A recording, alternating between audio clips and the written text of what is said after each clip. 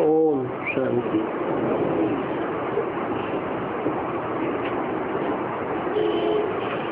आज का प्रातः क्लास है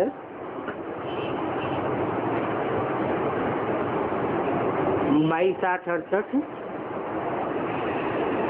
दूसरे पेज के मध्यांत में बात चल रही थी।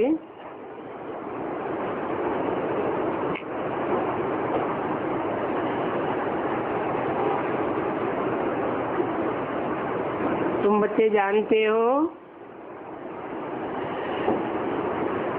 कि हम पतित तो बन ही गए हैं और हैं तो सभी पापात्मा। अभी पुण्यात्मा बनने के लिए पुकारते हो।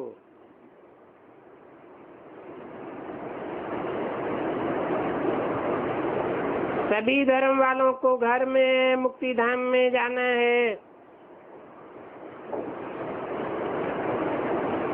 और अभी तुम सारी दुनिया की आत्माओं को समझ गए हो।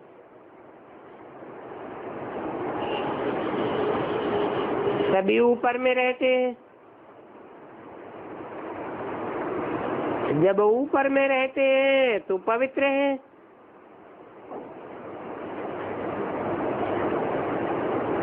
नीचे आते हैं तो अपवित्र बन जाते हैं। ये भी ड्रामा बना हुआ है जो बाप आकर के समझाते हैं।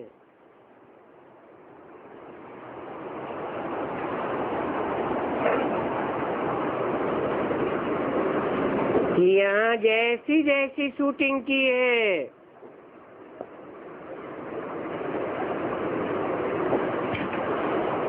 वैसे वैसे ही पतित अथवा पावन बनते हो। कभी ऊपर चढ़ते हो, कभी नीचे उतरते हो। जब ऊंची स्टेज में चढ़ते हो तो तुम्हारी बुद्धि कितनी पवित्र हो जाती है। बाप कहते हैं ये ज्ञान सभी धर्म वालों को दे दो।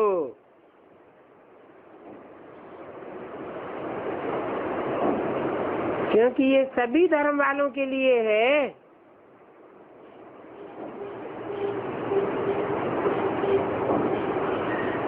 बताओ कि परमपिता परमात्मा एक व्यापी है और ऊंच से ऊंच में आया हुआ है।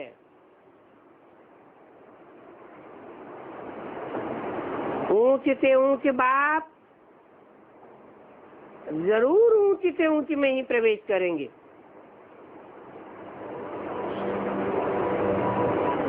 कोई कहेंगे ईश्वर तो सर्वव्यापी है,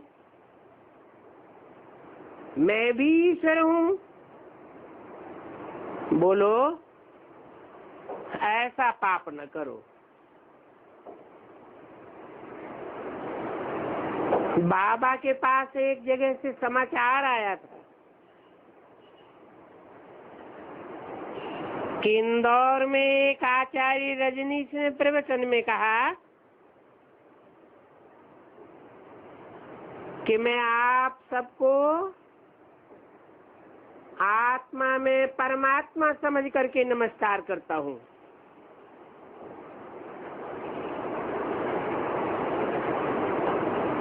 इनको कुछ भी समझ नहीं है।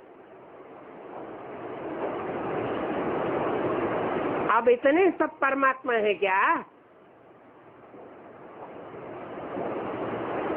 नमस्कार करने का अर्थ भी नहीं जानते। नमन करना अर्थात अपने को झुकाना।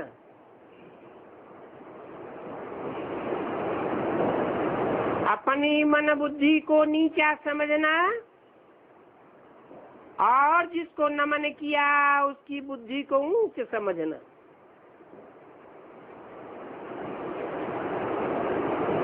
तो नमस्कार का अर्थ भी नहीं समझते हैं।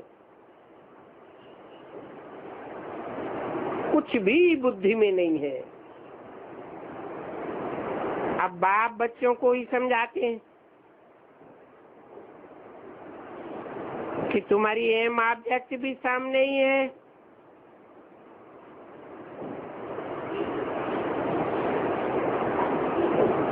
तुम ही तमो प्रधान बने हो, तुम ही सतो प्रधान बनते हो। सतो प्रधान से उतरते उतरते अभी तमो प्रधान बने।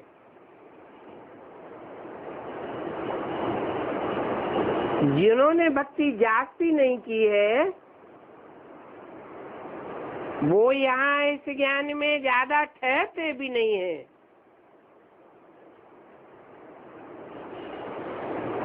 सेंटर्स पर भी कोई कितना समय ठहरते हैं। इससे समझ जाना चाहिए कि इन्होंने भक्ति कम की है, इसलिए ठहरते नहीं है।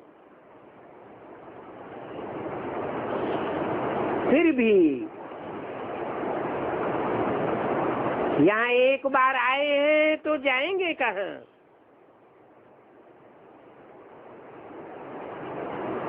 क्योंकि दूसरी दुकान तो कोई है ही नहीं।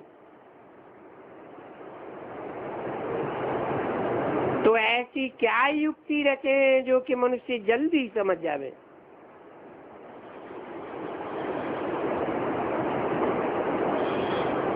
अभी तो सात तरफ पैगाम देना है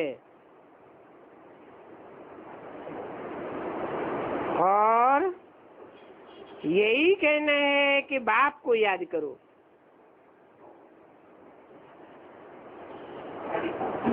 परंतु तुम खुद ही पूरा याद नहीं कर सकते हो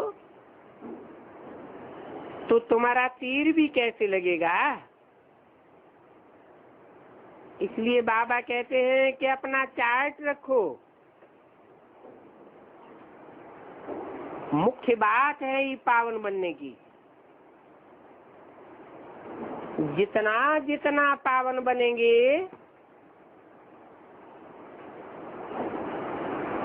उतनी ही तुम्हारे अंदर नॉलेज की धारणा होती जाएगी।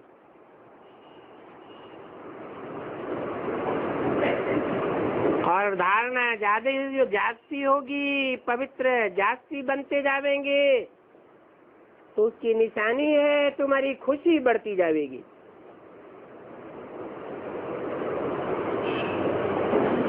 बाईस 68 की वाणी का तीसरा पेज।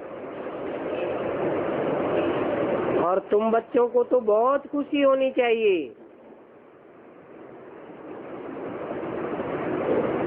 समझना चाहिए कि हम तो सबका उद्धार करेंगे।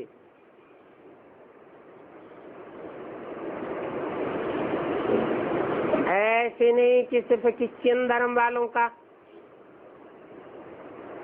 या मुस्लिम धर्म वालों का या कोई अमुक वर्ग का उद्धार करने के हम निमित्त हैं। नहीं, तुम तो सारी दुनिया का उद्धार करने वाले बनते हो निमित्त। बाप भी तो आकर सबकी सदगति कर रहे हैं ना। तो जैसे बाप ऊंचे से ऊंचे है, तुम भी ऊंचे से ऊंचे हो। परंतु बाप को तो खुशी और गम की दरकार ही नहीं है। ये ड्रामा ही ऐसा बना हुआ है। तो तुमको भी ऐसी अवस्था बनानी है जो न खुशी में रहो न गम में रहो, एक रस अवस्था हो जानी चाहिए। बाप मिला तो बाकी क्या चाहिए। हाँ, सिर्फ बाप की मत पर चलना है।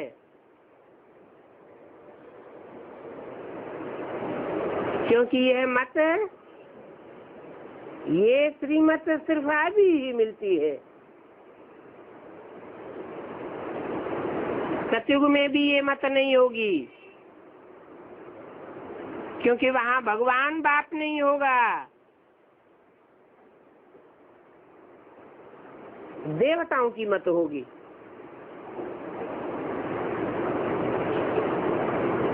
देवताओं में तो ज्ञान होता ही नहीं है। देवताएं तो जैसे कि बुद्धू, और तुम तो बुद्धिमान बाप के बच्चे हो अभी।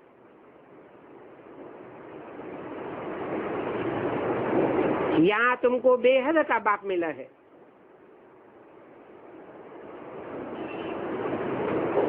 जो बेहद की नॉलेज देते हैं, तो तुमको यहाँ स्वर्ग से भी जास्ती खुशी होनी चाहिए।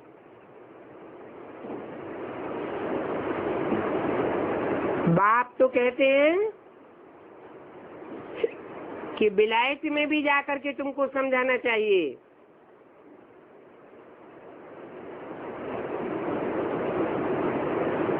सब धर्म वालों पर तुमको तरस पड़ता है।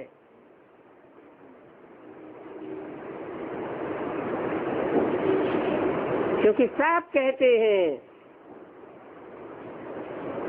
हे भगवान रहम करो।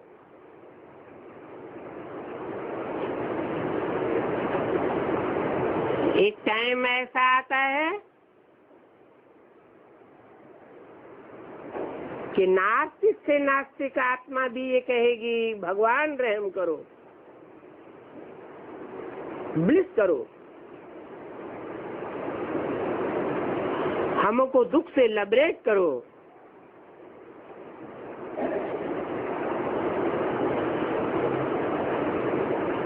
अभी तो कोई को कुछ समझ नहीं है। बाप अनेक प्रकार की युक्तियां बताते हैं। सबको ये बताना है कि तुम रावण की जेल में पड़े हुए हो,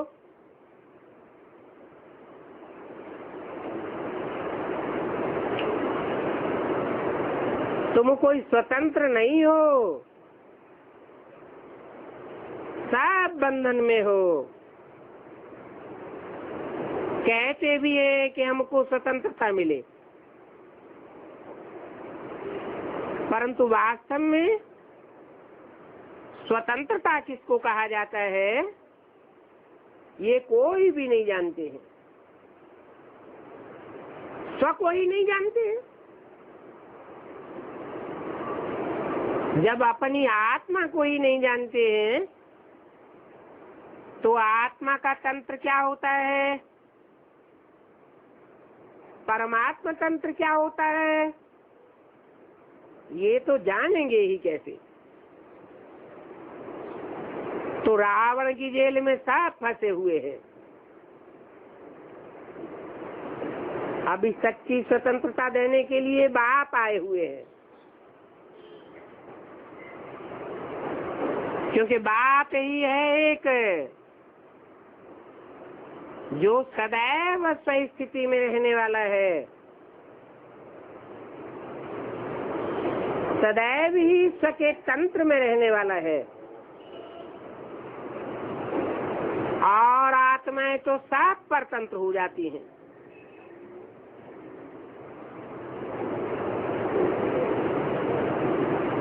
रावण की जेल में परतंत्र होकर के पाप ही पाप करती रहती है। तो सच्ची सच्ची आजादी कौन सी है, वो लोगों को बताना चाहिए। तुम ये बातें अखबारों में भी डाल सकते हो।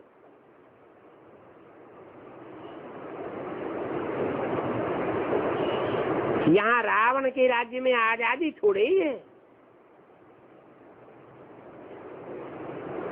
बहुत शार्ट में लिखना चाहिए। बोलो, तुम कहते हो कि गांधी जी ने हमको स्वतंत्रता दिलाई, परंतु स्वतंत्रता है कहाँ? यहाँ तो सब बंधन में बंधे हुए हैं, सब रावण की जेल में है। आगे चल करके तुम्हारा विलायत में भी आवाज जावेगा।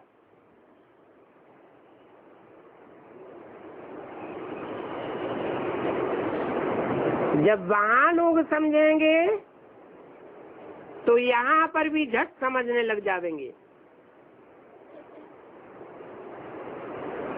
अभी तो एक दो के ऊपर कितना गुरूर गुरूर करते रहते हैं। तो ये कोई आजादी हुई क्या? आजादी तो तुमको बाप अभी दे रहे हैं। रावण की जेल से आजाद करते हैं। तुम जानते हो कि वहां तो हम बहुत आजाद, बहुत धनवान होते हैं।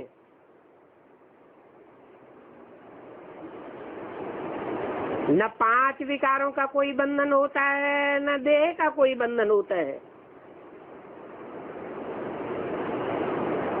प्रकृति के 5 तत्वों का भी कोई बंधन नहीं होता है।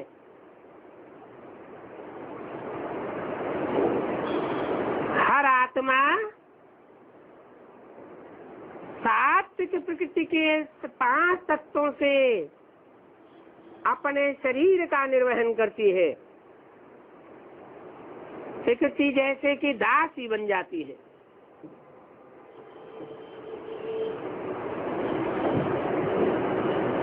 अभी बाप आए हैं तुमको माया और प्रकृति की जंजीरों से छुड़ाने के लिए।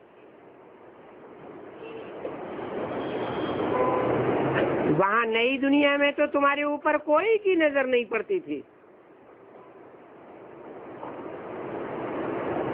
पीछे जब द्वापर शुरू हुआ, द्वैतवादी युग शुरू हुआ, तो सभी की नजर तुम्हारे ऊपर पड़ने लगी।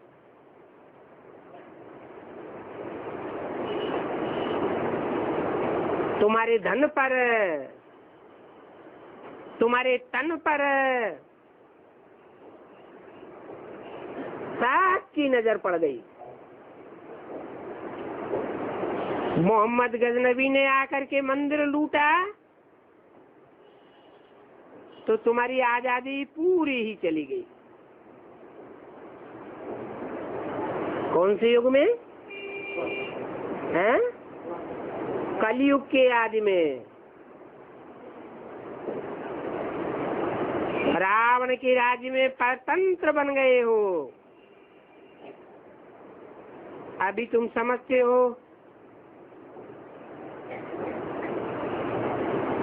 कि हम तो पुरुषोत्तम संगम युग पर हैं।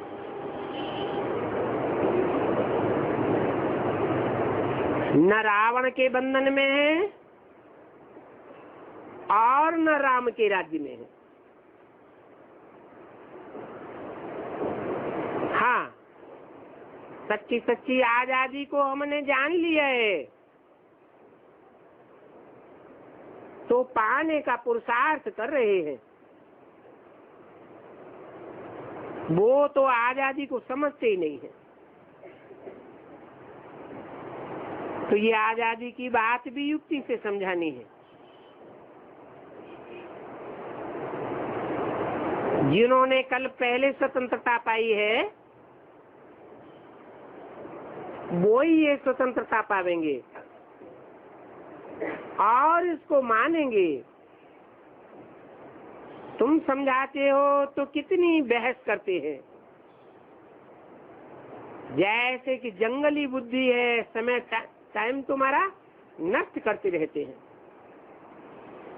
तो तुम्हारी दिल नहीं होती है उनसे बात करने की।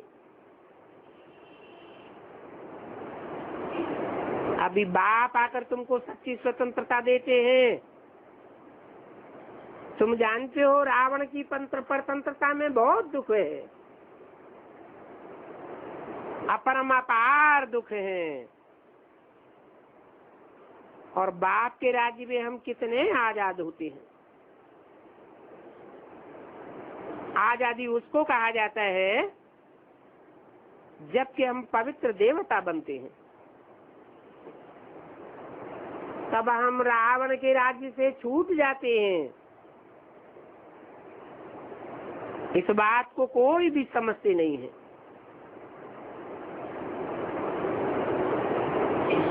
रावण ही पार्ट बजाने वाली आत्माएं भी हमारे अंदर में कार्य करती है।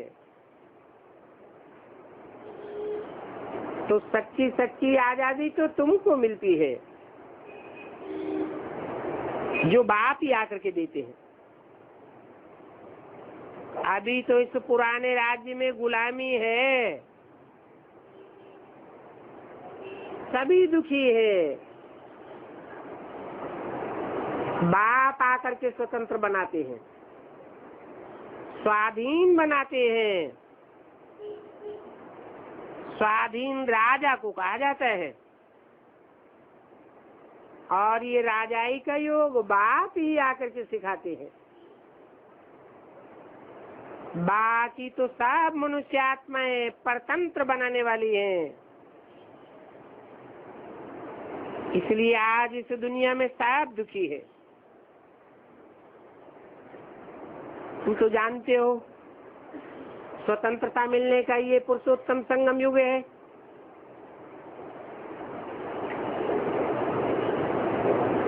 पुरुषों में उत्तम उत्तम आत्माएं परमपिता परमात्मा की सहयोगी बनती हैं।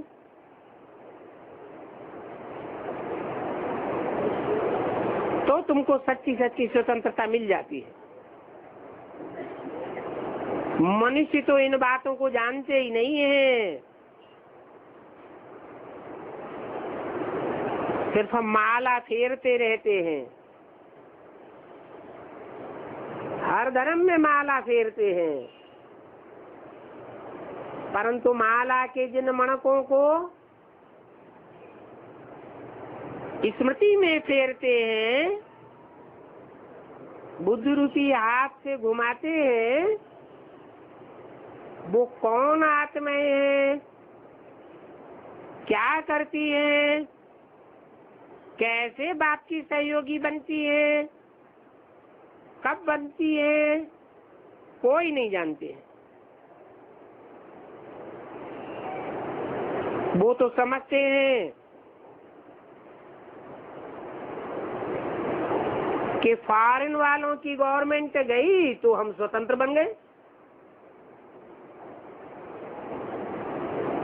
हमें आजादी मिल गई। सब बाप कहते हैं जब तक पावन नहीं बने हैं तब तक कोई को भी आजाद नहीं कहेंगे। सब परतंत्र हैं।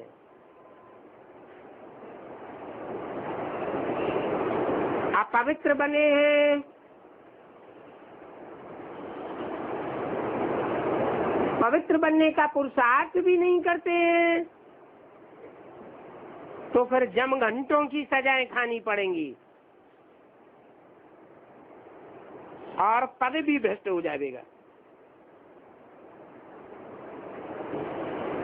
कितने होते हैं जमघंट? इनको घंट क्यों कहा है?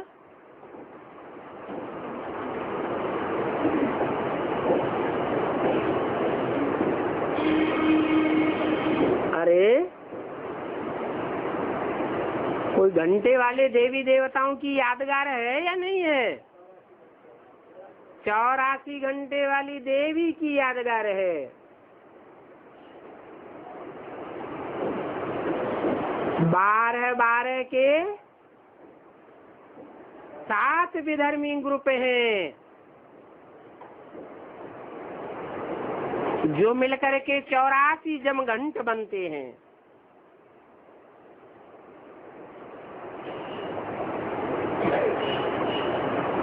ये देवी के घंटे हैं।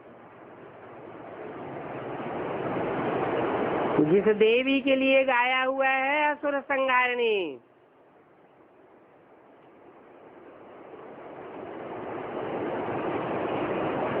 ये सजाएं देने के निमित्त बनते हैं।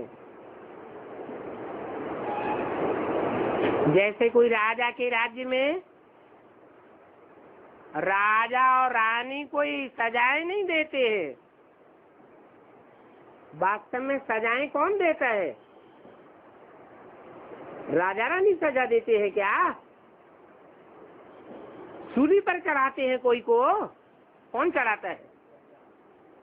उनको जल्लाद कहा जाता है। कितनी भयंकर रूपरेखा होती है।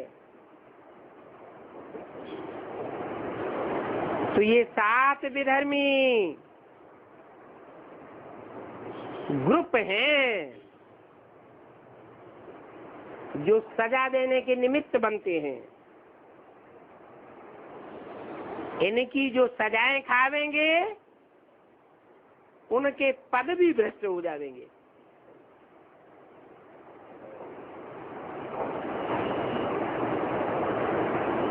जो ग्रुप का जो जमगंट जिनको जितनी सजाएं देने के निमित्त बनेगा वो उसी ग्रुप में जाकर के कन्वर्ट होगा। और परधर्मो भयावह, दूसरे के धर्म में जाकर के भयभीत करने वाली यातनाओं को भोगेगा। अभी बाप तो आए हैं घर ले जाने के लिए।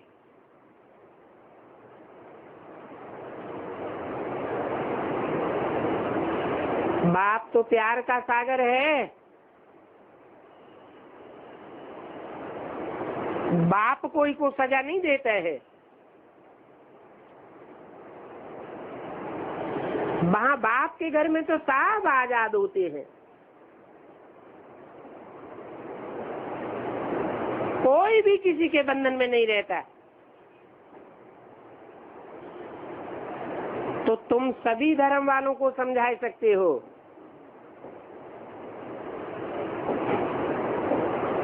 कि तुम देह नहीं हो, आत्मा हो। सब आत्माएं आई है मुक्तिधाम से पार्ट बजाने के लिए।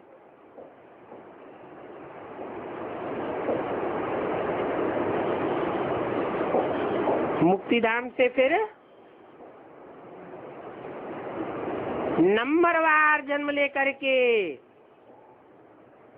सुखधाम से दुखधाम में आवेंगी।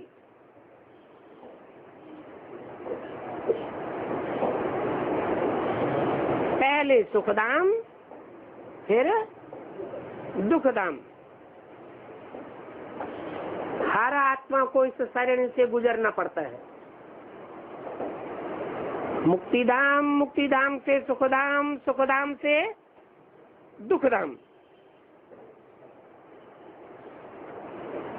अभी इस दुखधाम में कोई समझते भी नहीं है कि हम कितने गुलाम बन गए हैं।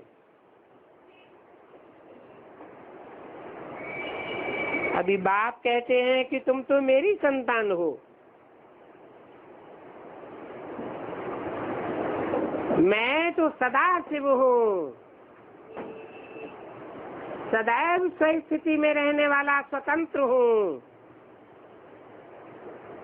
तो मेरी संतान भी कैसी होनी चाहिए? स्वतंत्र होनी चाहिए या परतंत्र होनी चाहिए? जैसा बाप वैसे बच्चे होने चाहिए। तो बाप कहते हैं तुम रावण की संतान नहीं हो। मैं तुमको राज्य भाग दे करके गया था। उस समय तुम अपने राज्य में कितने आजाद थे। अब फिर से वहां पर जाने के लिए पावन बनना है। ये पावन बनने की नॉलेज जन्म जन्मांतर के लिए सोर्स ऑफ इनकम बन जाती है। तुम कितने धनवान बन जाते हो। वहां नई दुनिया में तो तुमको पैसों की चिंता ही नहीं होगी, और यहाँ इस दुनिया में तो पैसे नहीं है तो कमाने की कितनी चिंता रहती है। कमाई हो भी जाए तो उसको थमाने की कितनी चिंता रहती है, और थमाई हुई कमाई कहीं चली जाए तो कितनी चिंता बढ़ जाती है। वहां तो तुमको कोई भी पैसों की चिंता नहीं रहेगी। बल गरीब हो तो भी पैसे की कोई चिंता नहीं, सब सुखी रहते हैं। बाकी राजधानी में ऊंच और नीच पद तो होते हैं। जैसे कि कोई परिवार होता है, भारतीय परिवार, देवी देवता सनातन धर्म का प्रायः लोप होने वाला परिवार, ऊंचे से ऊंचे पद भी होते हैं, और छोटे छोटे बच्चे भी होते हैं जिनको सबकी आज्ञा माननी पड़ती है।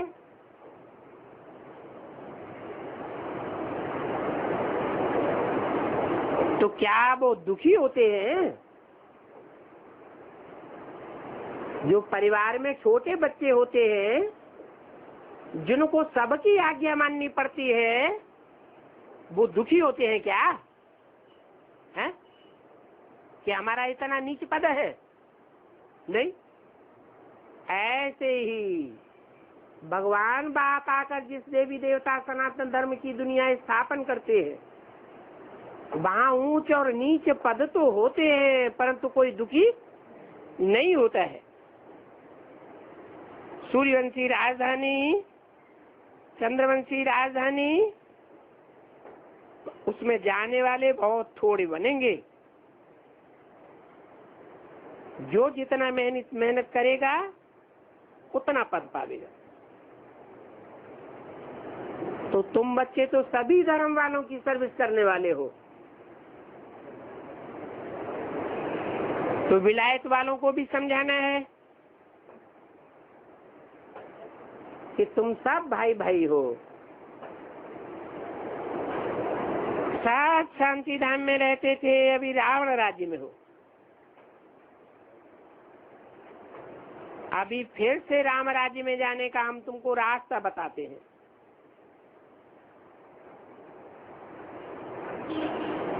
परंतु साथ तो राम राज्य में नहीं आवेंगे। कहाँ आवेंगे?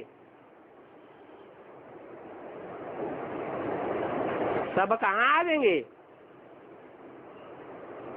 साथ शांति धाम के वासी तो होंगे, लेकिन राम राज्य के वासी नहीं होंगे। बाप कहते हैं फिर भी अपन को आत्मा समझ मुझे याद करो, क्योंकि तुम मुझे लिबरेटर कहते हो। परंतु ये नहीं समझते हैं कि कैसे लिबरेट करते हैं।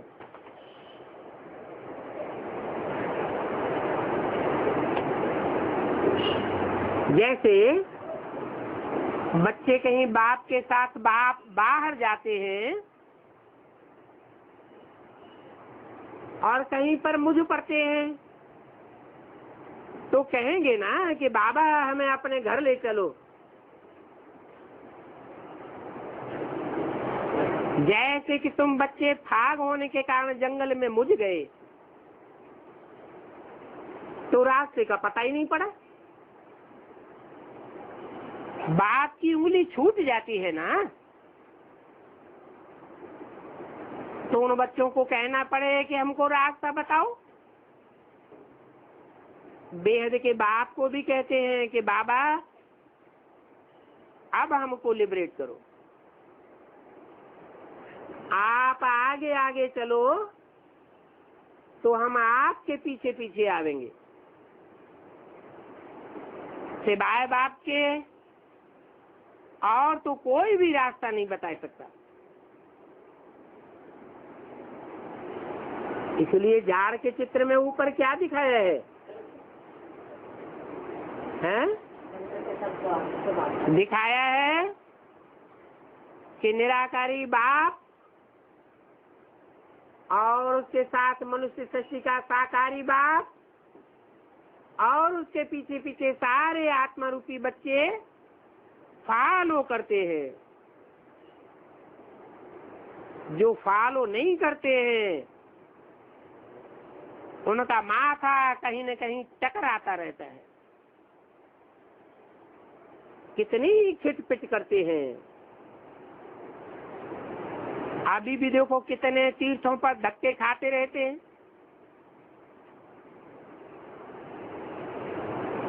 कहाँ धक्के खाते हैं? नाम क्या दिया? तीर्थ। तीर माने किनारा, था माने स्थान।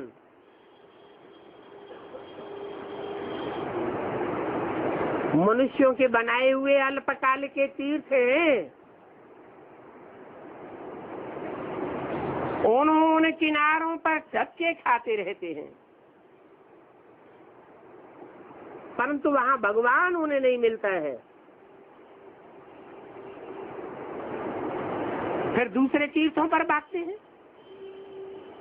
मंदिरों में भागते हैं, मस्जिदों में भागते हैं, गुरुद्वारों में भागते हैं, जन्म जन्मांतर भागते रहते हैं। जब कहीं मिलता ही नहीं है तो उसको ढूंढेंगे भी कहाँ? भगवान क्या चीज होती है वो तो कोई जानते ही नहीं है। क्या कह देते हैं? है?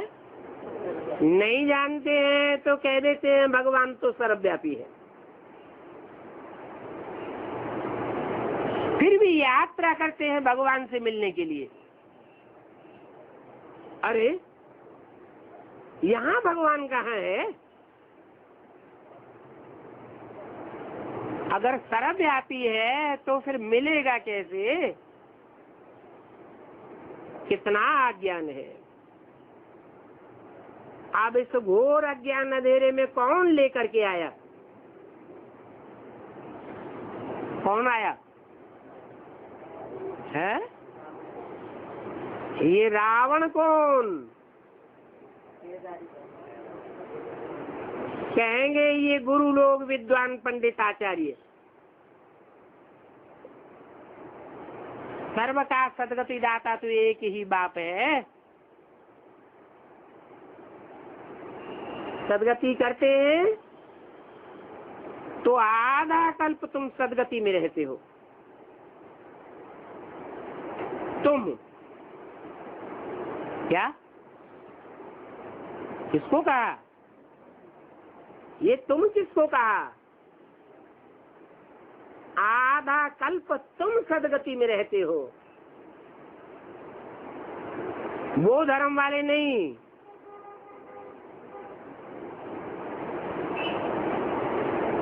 यह नहीं रहते हैं। कौन रहते हैं? हैं?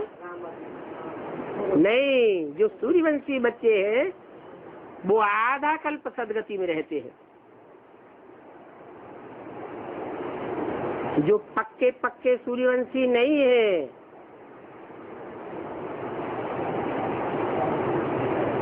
सूर्य को फॉलो नहीं करते हैं, चंद्रमा को फॉलो करते हैं। चंद्रवंशी बन गए फिर कभी सूर्यवंशी बने ही नहीं। वो फिर कम कलाओं के नारायण और उनकी फॉलोअर प्रजा बनेगी या 16 कला संपूर्ण नारायण बनेंगे? है? कम कलाओं वाले नारायण या उनकी प्रजा बन पड़ेंगे। वो फिर आधा कल्प रहेंगे। वो भी आधा कल्प नई दुनिया में नहीं रहेंगे। तो आधा कल्प तो तुम सदगति में रहते हो। तुम कह करके क्या पक्का कर दिया है? जो बाप के सन्मुख बैठने वाले, सन्मुख सुनने वाले बच्चे हैं, अंदर से भी सन्मुख और बाहर से भी सन्मुख, वो आधा कल्प सदगति में रहते हैं। बाप ने समझाया है कि जो भी धर्म जिस समय स्थापन होना है वो उसी समय स्थापन होगा, न पहले और न बाद में। जो और धर्मों में कन्वर्ट हो गए हैं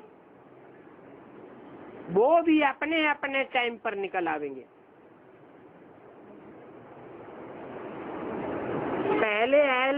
पहले उन धर्मों के सरपरस्त निकलेंगे या फॉलोअर निकलेंगे? हैं? जो सरपरस्त बड़े बड़े हैं वो पहले निकलेंगे। तुम जानते हो कि देवी देवता धर्म में तो अथाह सुख है। मनुष्यों को समझाने में कितनी मेहनत करनी पड़ती है कि अथाह सुख सृष्टि के आदि काल में थे। कितनी मुश्किल से ये बातें समझते हैं। ये तुम्हारा दैवी झाड़ बड़ा जरूर होना है। अभी तो छोटा झाड़ है तो थोड़े पत्ते हैं या ज्यादा हैं? क्यों है थोड़े? क्योंकि छोटे झाड़ को तूफान जास्ती लगते हैं। तूफान जास्ती लगने के कारण झाड़ का पनपना मुश्किल हो जाता है। कितने बच्चे हैं जो चलते चलते गिर पड़ते हैं, फिर भी बाप तो आफत देते हैं। जो एक बार ब्राह्मण बन गया वो अंत में आवेगा, जरूर आवेगा।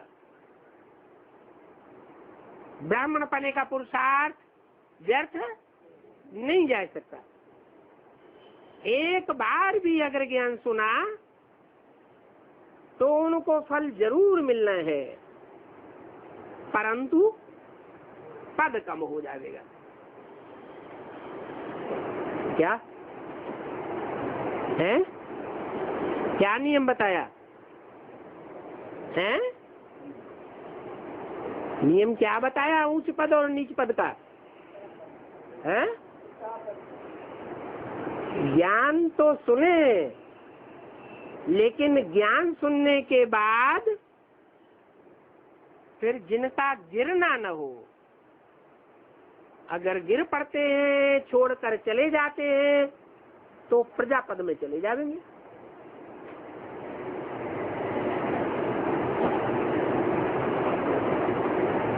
तो जो पहले गिरेंगे,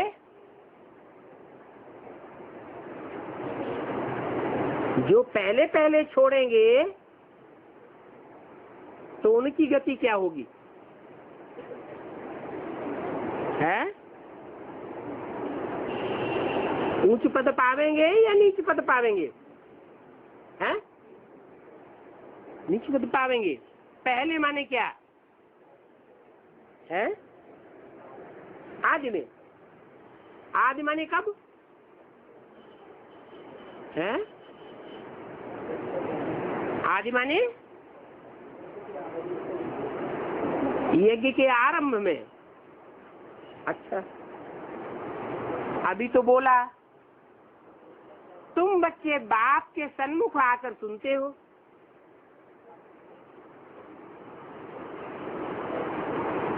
तो तुम पूरे 84 जन्म ज्यादा से ज्यादा सुख भोगते हो, और धर्म वाले आधा सुख आधा दुख भोगते। तो आदि में बाप था क्या है? जब बाप की पहचान ही नहीं मिली तो छोड़ने और ग्रहण करने इससे पद क्यों कम हो जाएगा? पद देने वाला बाप है या कोई दूसरा है? बाप ही पद देने वाला है। अभी तुम बच्चों को श्रीमत पर चलना है। क्या मतलब? वाणी तो 68 की है, हैं? उस समय श्रीमत का पता है क्या? है? 68 में पता था? नहीं था। क्यों? ब्राह्मणों की दुनिया में सन 68 में दादा लेखराज उर्फ ब्रह्मा बाबा ऊंचे ऊंचे नहीं थे क्या? अरे ऊंचे नहीं थे, हैं? 68 की बात कर रहे हैं, उससे बाद की बात नहीं है। हाँ, माँ का पाठ था, लेकिन माँ ऊंची से ऊंची थी ना। लेकिन किसके सामने? बच्चों के सामने। बच्चों को तो वर्षा नहीं मिलता। बच्चों को वर्षा कब मिलता है? जब बच्चे बड़े हो जावे, समझदार हो जावे, पढ़ाई में फाइनल एग्जाम में पास हो जावे, तब ही तो वर्षा मिलता है। तो बताया, अभी तुम बच्चों को श्रीमत पर चलना है। चल नहीं रहे हो। क्या बोला? चलना है। माने कब चलना है? हैं? आगे आने वाले भविष्य में जब तुम बाप को पहचानेंगे कि ऊंचे से ऊंचे बाप का पार्ट कौन है, कहाँ है, तब की बात बताई कि तुम बच्चों को श्रीमत पर चलना है। और ऐसे बच्चों से तुम क्यों कहा? फिर वो बच्चे सामने थे क्या बाप के? उन बच्चों को सुप्रीम सोल बाप इमर्ज करके कहते थे कि तुमको आगे आने वाले भविष्य में श्रीमत पर चलना है। बाकी आशीर्वाद की बात नहीं है।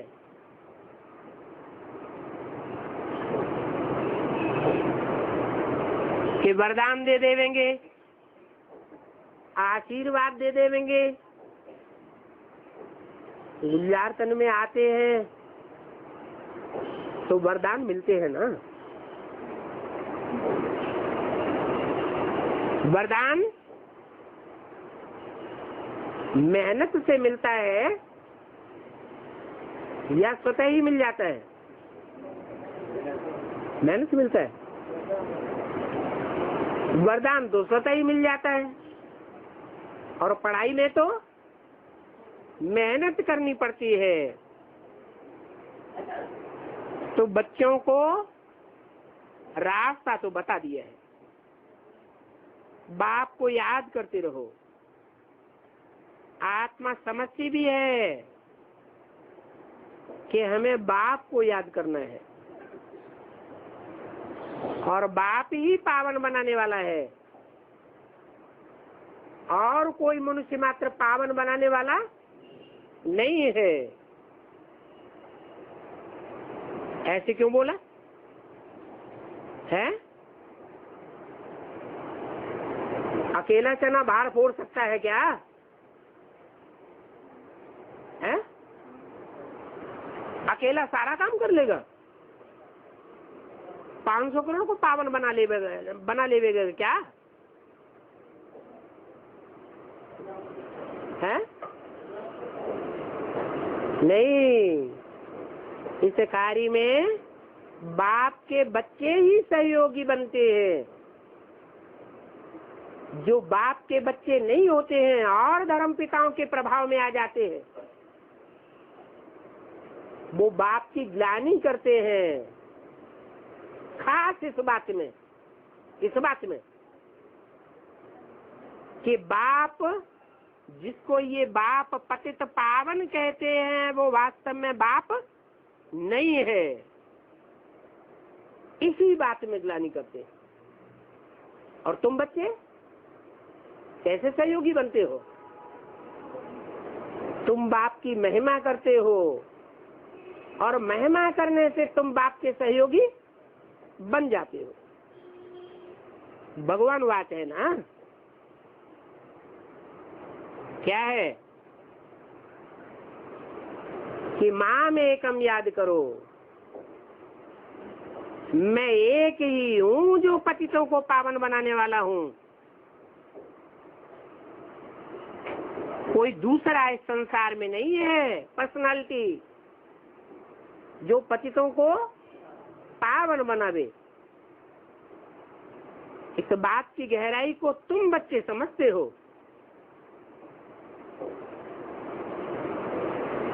तो लोगों को समझाते हो कि ये भगवान ने बोला है कि माम एकम याद करो।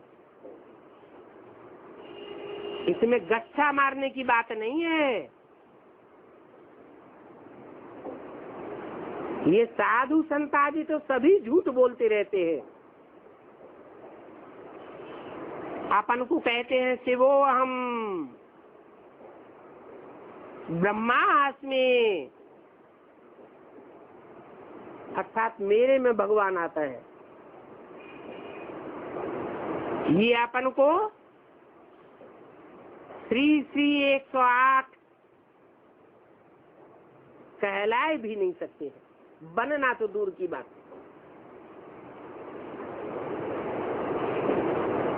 भगवान अपन को श्री श्री 108 कहलाने का अधिकारी है। क्यों? क्योंकि भगवान ही है जो 108 श्रेष्ठ आत्माओं को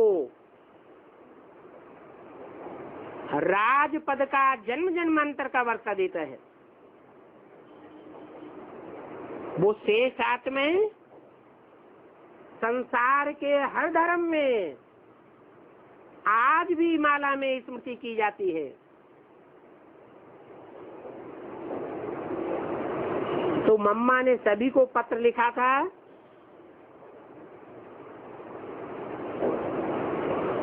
कि तुम जो अपन को टाइटल देते हो श्री श्री 1008, श्री सच्चिदानंद स्वामी वगैरह वगैरह, श्री शंकराचार्य वगैरह वगैरह, ये तुम्हारे झूठे टाइटल हैं। तुमने कोई भी 108 से आत्माओं को श्रेष्ठ नहीं बनाया संसार के सामने, फिर भी तुमने अपने ऊपर टाइटल रखवा लिया श्री श्री 108, श्री श्री 1008। तो ऐसा पत्र लिखने से मम्मा के द्वारा वो और ही अहंकार में आ गए।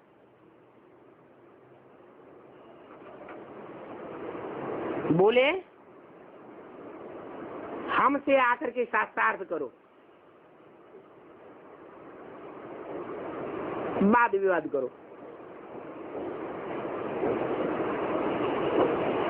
हम साबित करेंगे कि हम इस दुनिया में बहुत बड़े विद्वान पंडित आचार्य हैं।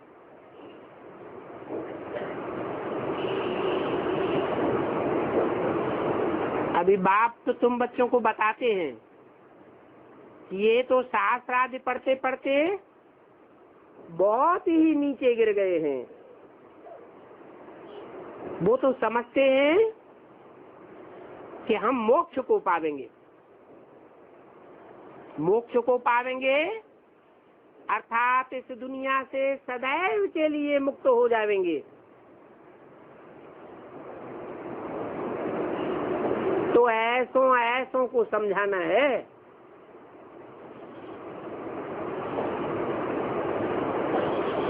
जो दुनिया में बहुत बड़े बड़े माने जाते हैं,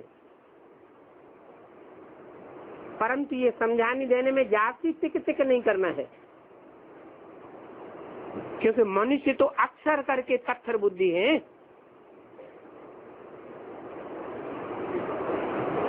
तो पत्थर बुद्धियों को पारस बुद्धि बनाने के लिए बाप तरकीब देते हैं। क्या?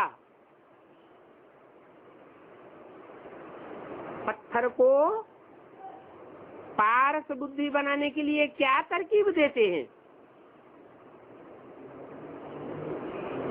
कि मुझ बाप को याद करो।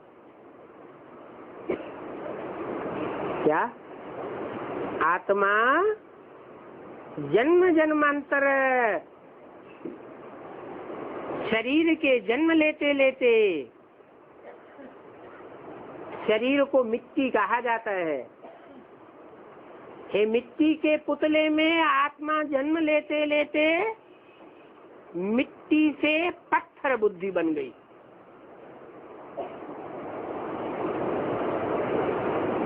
अपन को आत्मा क्या समझने लग पड़ी? देह अर्थात मिट्टी, और मिट्टी से भी बढ़कर के पत्थर बन गई। अभी बाप कहते हैं कि मुझे याद करो, जो कभी भी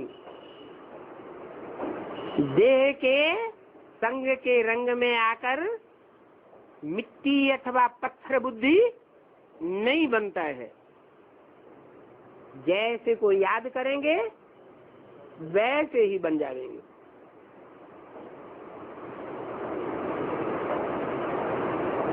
मैं अति सूक्ष्म हूँ, सूक्ष्म को याद करेंगे तो सूक्ष्म बुद्धि बनेंगे, और आत्माएं इतनी सूक्ष्म बुद्धि नहीं है, क्योंकि सात जन्म मरण के चक्र में आती है।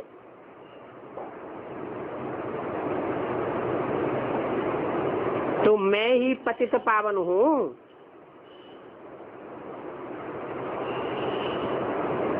और कोई भी मनुष्य मात्र पतित पावन नहीं है। मैं ही सर्वशक्तिवान हूँ। जो जितना सूक्ष्म होगा उतना जास्ती ताकतवर होगा, या बड़ा होगा तो ताकतवर होगा, है? जितना सूक्ष्म बुद्धि होगा उतना ही जास्ती पावरफुल होगा। तो मैं सर्वशक्तिवान हूँ। तुम सन्यासियों को बोल सकते हो कि तुम्हारा तो धर्म ही अलग है। क्या अलग है? क्या धर्म अलग है? हैं? संन्यास धर्म है। सम माने संपूर्ण, न्यास माने त्याग करने वाला। क्या? तुम तो इस दुनिया की हर चीज का त्याग करने वाले धर्म को अपनाने वाले हो। हमारा संन्यास धर्म नहीं है, हमारा तो प्रवृत्ति मार्ग का धर्म है। प्रवृत्ति में हम इस दुनिया को तुच्छ नहीं समझते हैं। हम तो कहते हैं कि ये दुनिया तामसी बनती है हमारे कारण। हम अपन को तामसी से सात्विक बनावेंगे तो दुनिया भी सात्विक बन जाएगी। तो दुनिया त्यागने योग्य नहीं है, दुनिया तो सात्विक दुनिया हमको ग्रहण करने योग्य है।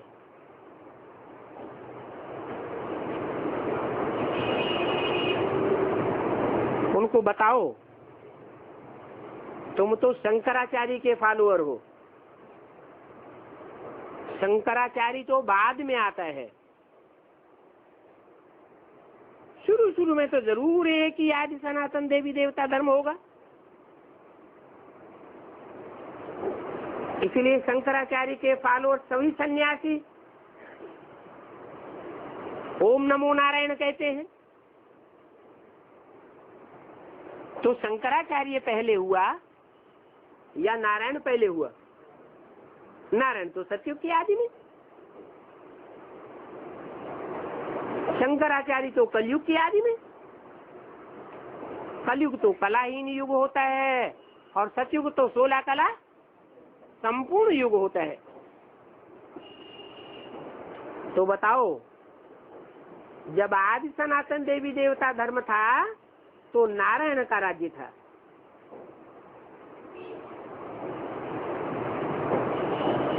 और नारायण तो प्रवृत्ति मार्ग के थे,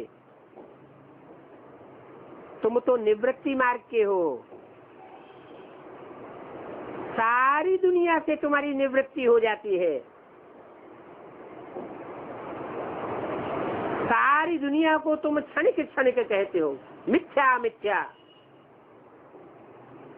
सर्वम क्षणिकम क्षणिकम, सर्वम मिथ्या मिथ्या। वास्तव में ये सारी दुनिया में सारा ही ड्रामा चलता है। कहाँ चलता है? कोई बाहर की दुनिया में चलता है? इसी दुनिया, इसी रंगमंच पर सारा ड्रामा बना हुआ है। ये ड्रामा कल्याणकारी है या मिथ्या है? कल्याणकारी ड्रामा है। हाँ, जब हम तमो प्रधान दुखी बन जाते हैं तो हमें ज्ञान नहीं होता है, इसलिए हम दुखी होते हैं। अभी बाप ज्ञान देने वाला हमको मिल गया है, इसलिए इस तामसी दुखी दुनिया में भी हम अपने को क्या बना सकते हैं? दुखी से सुखी बना सकते हैं। ओम शांति।